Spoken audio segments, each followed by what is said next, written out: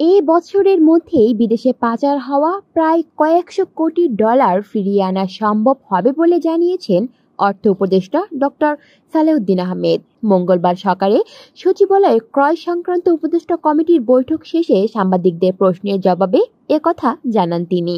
অর্থ উপদেষ্টা বলেন, পাচার হওয়া অর্থের একটি বড় অঙ্ক ফেরত আনার চেষ্টা হচ্ছে। বেশ কয়েকটি দেশের সাথে চুক্তি সহ বিভিন্ন প্রক্রিয়া শুরু হয়েছে।